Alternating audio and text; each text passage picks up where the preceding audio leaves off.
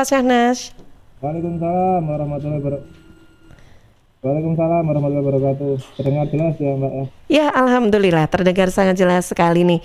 Baik, terima kasih sebelumnya. Terima kasih atas waktunya Pak Syahnas. Ini saya yakin sedang sibuk-sibuknya juga tentu ya pagi-pagi begini ya. Nah, ini kita mau update dulu dong terkait dengan kondisi cuaca di Sidoarjo khususnya. Seperti apa nih potensinya untuk hari ini?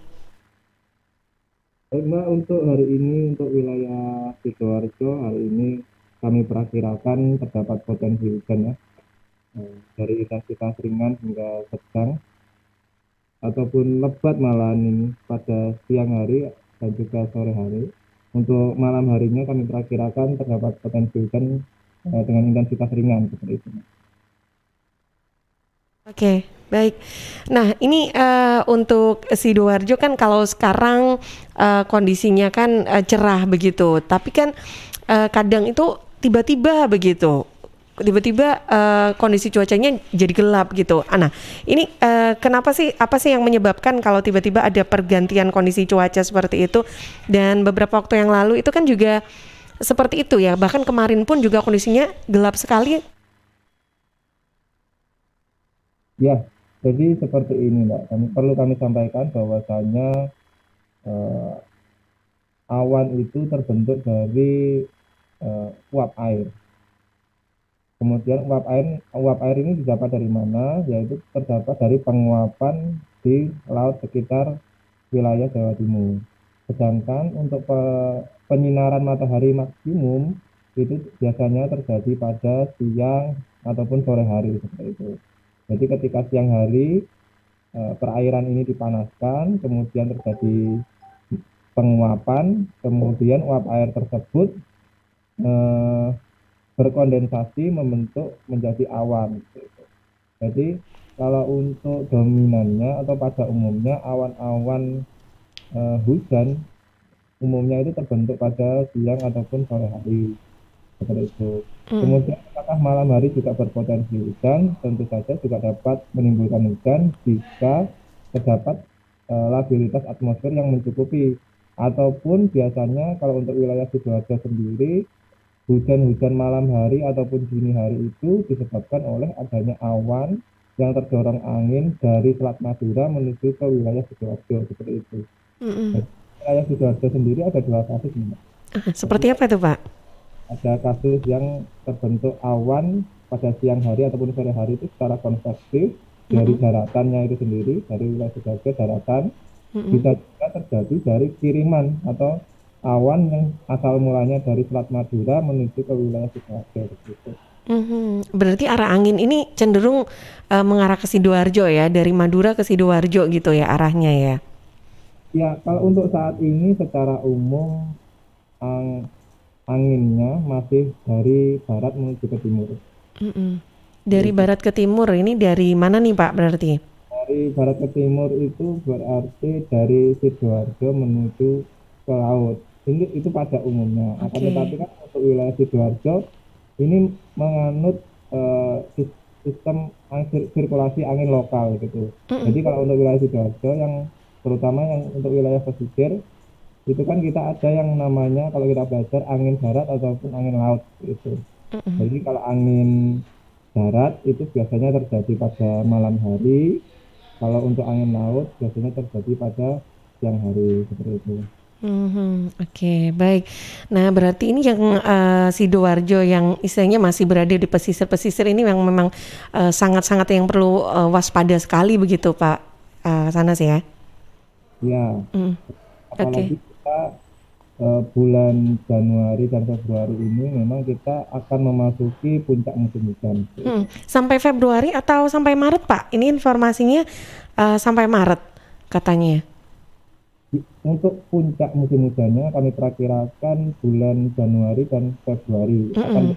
Kalau untuk bulan Maret itu kita juga harus tetap waspada karena biasanya pada masa-masa peralihan musim, Mhm. itu kita juga terdapat potensi-potensi cuaca ekstrim seperti adanya puting beliung, kemudian hujan es. Itu secara frekuensi atau secara kuantitas memang seringnya terjadi pada masa-masa peralihan musim seperti itu. Mm-mm. Jadi Oke. kemungkinan dapat terjadi pada musim hujannya gitu. Akan tetapi secara frekuensi memang banyak terjadi di masa-masa pancaroba atau peralihan musim seperti itu. Oke. Nah, yang menyebabkan puncak curah hujan ini di bulan Januari Februari ini kan hanya di wilayah Jawa Timur saja atau ini terjadi di beberapa daerah lain juga nih di Indonesia sebetulnya, Pak? Kalau secara umum untuk wilayah Indonesia sendiri kita eh, berbeda ya, Nih. Jadi kalau untuk Januari dan Februari ini khusus untuk wilayah Jawa Timur yang kami perkirakan akan mengalami yang namanya puncak musim hujan. Oke, baik. Iya, baik Pak Sanas, ini untuk Sidoarjo berarti memang masih perlu waspada ya, meskipun hari ini nanti masih ada potensi turun hujan begitu ya. Nah, biasanya nih Pak, kalau hujan itu kan kalau kita nih sebagai orang awam kan mengidentifikasi akan turun hujan itu dengan kondisi cuaca yang panas banget gitu ya, suhu udaranya kayaknya panas banget gitu. Nah, hari ini puncak tertinggi dengan suhu udara di Sidoarjo sampai berapa sih Pak? Baik, Mak, untuk kenapa kalau kita akan hujan itu biasanya malah sumuk gitu ya, Iya, Mbak, ya. sumuk gitu ya. Heeh. Malah Kenapa itu Pak? panas gitu ya. Karena memang panas yang dari sinar matahari itu terperangkap seperti itu. Secara gampangnya itu panasnya yang ingin keluar ke angkasa terperangkap karena adanya awan-awan di langit seperti itu. Jadi panas yang harusnya keluar akan tetapi tertangkap oleh awan dan dikembalikan lagi ke permukaan gitu. Jadi memang kalau akan hujan biasanya akan terasa gerah seperti itu. Kalau untuk suhu maksimum wilayah Sidoarjo untuk hari ini memang kami perkirakan sekitar 34 derajat Celcius. Kalau suhu ini memang masih tergolong dalam kategori normal ya, Mbak. Jadi tidak kategori ekstrim seperti itu. Oke, baik. Iya, nah terkait dengan kondisi terkait dengan perjalanan nih Pak. Jika ada masyarakat yang akan melakukan perjalanan jarak jauh, nah mungkin ada hal-hal yang perlu diwaspadai juga atau mungkin ada rekomendasi untuk perjalanan ini menggunakan sarana transportasi darat, laut atau udara begitu Pak. Selama kurun waktu kondisi cuaca ini yang masih musim hujan ini Pak. Baik, kami sampaikan bahwasannya kalau untuk rekan-rekan pengguna transportasi darat ya, kami sampaikan bahwasannya kita saat ini memang masih dalam musim hujan dan akan memasuki puncak musim hujan pada bulan Januari dan Februari.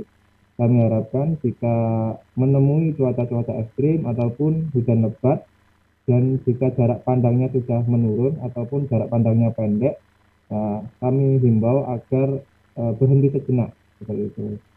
Untuk hujan-hujan lebat sendiri, memang biasanya itu kecenderungan tidak begitu lama. Kalau untuk awan pipi yang hanya single cell ataupun satu sel awan pipi itu mungkin sekitar 30 sampai 45 menit untuk hujan lebatnya saja. Seperti itu. Kalau untuk awan-awan yang single cell. Ya, kami himbau kalau untuk pengguna transportasi darat, jika sudah jarak pandangnya sudah menurun ataupun pendek, harap segera berhenti sejenak seperti itu. Kalau sudah membaik jarak pandangnya ya monggo dilanjutkan lagi.